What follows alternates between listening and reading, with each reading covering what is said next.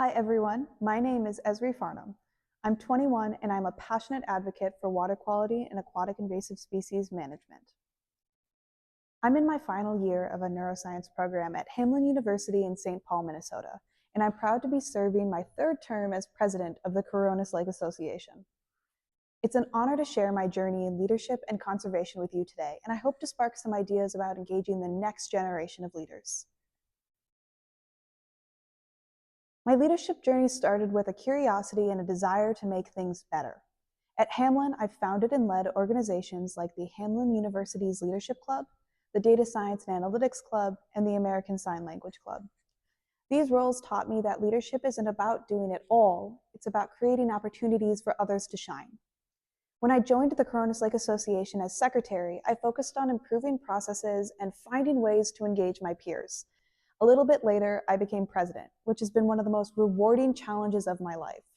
In that time, I've worked to streamline transitions, ensuring new leaders feel confident stepping into their roles and outgoing leaders have a strong foundation to leave behind. But even with these successes, I noticed a critical gap. While we were great at engaging current members, we weren't connecting with younger generations. That became a priority for me because their energy, passion, and ideas are essential for long-term success. One of the biggest challenges lake associations face today is engaging younger generations. Kids bring unique energy, fresh perspectives, and a natural connection to the future of our communities. Programs like Waterfest and other AIS education materials don't just teach, they ignite excitement. When kids care, they bring their families along, creating a ripple effect of engagement. My own story reflects this. My grandfather introduced me to AIS management when the Coronis Lake Association faced a starry stonewort invasion. Watching him analyze problems, find solutions, and collaborate with experts inspired me to get involved. Those early conversations planted a seed that grew into my passion for water quality. But it wasn't just exposure, it was investment. My first job at a startup taught me skills like giving feedback, embracing opportunities, and driving change. These experiences came from people who saw potential in me and gave me the tools I needed to succeed. That's why at KLA, we actively seek young talent.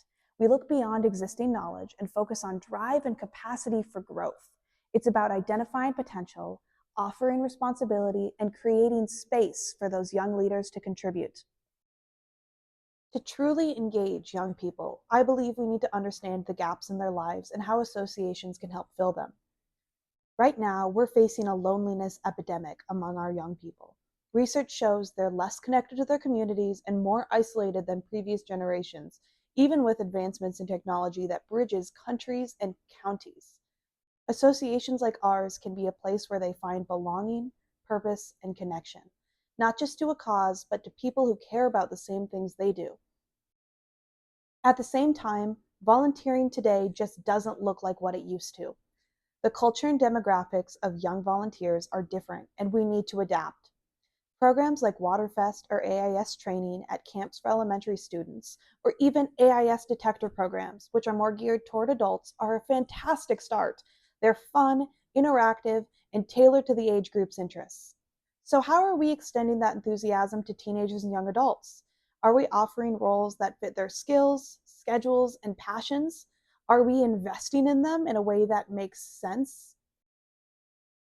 Are we ready to invite young people into our spaces? That means more than offering a seat at the table. It means listening to their ideas, respecting their contributions, and sometimes stepping back to let them lead. It's not just about what they can do for us, but about what we can do for them, how we can address their need for mentorship, growth, and opportunities to make a difference. This is a shift from seeing volunteering as transactional to seeing it as transformational. It's not just about the hours logged, but the lives changed on both sides. Leadership and conservation doesn't exist in a vacuum. It's deeply connected to broader challenges like community health, education, and public policy. As a neuroscience student, I've seen how understanding human behavior can improve outreach and engagement. And as a leader, I know that empowering people is the key to sustainable change.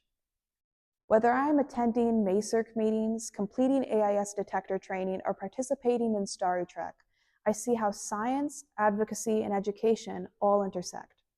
By connecting these fields, we can tackle complex problems with innovative solutions. Thank you for letting me share my journey with you today. If there's one lesson I've learned, it's this. Leadership is about building a community of people who care, act, and inspire others to do the same. Together, we can create spaces where young people feel valued, empowered, and excited to lead.